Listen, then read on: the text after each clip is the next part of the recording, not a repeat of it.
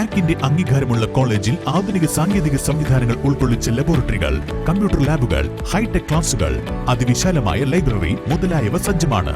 Sripathi institute of management and technology, Vavanoor, Pattambi, Palakkad.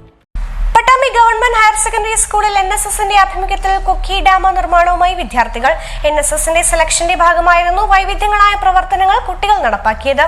Pattambi government higher secondary സ്കൂളിലെ +1 വിദ്യാർത്ഥികൾക്കുള്ള NSS തിരഞ്ഞെടുപ്പിന്റെ ഭാഗമായാണ് കൊക്കൈ ഡാം നിർമ്മിച്ച് വിദ്യാർത്ഥികൾ ശ്രദ്ധ പിടിച്ചു പറ്റിയത്. പ്ലാസ്റ്റിക് നിരോധനത്തിന്റെ ഭാഗമായി കൂടിയായിരുന്നു കുട്ടികൾ ഇത്തരത്തിലുള്ള കൊക്കൈ ഡാം ഉൾപ്പെടെയുള്ള വിവിധ നിർമ്മാണ പ്രവർത്തനങ്ങൾ നടപ്പാക്കിയത്. NSS വളണ്ടിയർമാരാകുവാൻ വേണ്ടിയുള്ള തിരഞ്ഞെടുപ്പ് ഇതിലൂടെയാണ് നടപ്പാക്കിയത്. വ്യത്യസ്തമായ പ്രവർത്തനങ്ങളാണ് കുട്ടികൾ കാഴ്ചവെച്ചത്. കൊക്കൈ ഡാമിയുടെ നിർമ്മാണത്തെക്കുറിച്ച് +1 വിദ്യാർത്ഥിയായ തൻവീർ വിശദീകരിക്കുകയും ചെയ്തു. നമ്മളിത് ഉണ്ടാക്കിയത് പറഞ്ഞാൽ മണ്ണും ചകിരിച്ചോറൊക്കെ മിക്സ് ചെയ്തിട്ട് പിന്നെ ഇതിൽ കോട്ടൺ തുണിയിൽ റാപ്പ് ചെയ്ത് ഒരു ബോൾ രൂപത്തിലാക്കിയിട്ട് അതിന് മുകളിൽ പായൽ സെറ്റ് ചെയ്തിട്ട് നേരെ നൂലൊക്കെ വെച്ച് സെറ്റ് ചെയ്യുന്നതാണ്. ഇത് പറഞ്ഞാൽ നമുക്ക് പ്ലാസ്റ്റിക് നിരോധനം അതിൻ്റെ ഭാഗമായിട്ട് ഉണ്ടാക്കുന്നതാണ്. ഇത് കാണാനും ഭംഗിയാണ്. മറ്റു വിദ്യാർത്ഥികളും വ്യത്യസ്തമായ രീതിയിലായിരുന്നു നിർമ്മാണ പ്രവൃത്തികൾ നടപ്പാക്കിയത്. കുട്ടികൾ ഉണ്ടാക്കിയ ഒരു പുതിയ ഇനമാണ് ഈ കൊക്കൈ ഡാം എന്ന് പറയുന്നത്.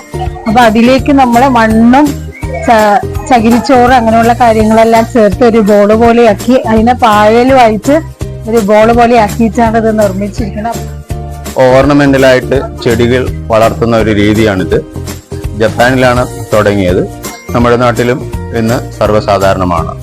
എല്ലാ കുട്ടികളും വളരെ ഭംഗിയായിട്ട് തന്നെ ഒരു മത്സരമായിട്ട് തന്നെ ഇതിൽ പങ്കെടുത്തിട്ടുണ്ട്.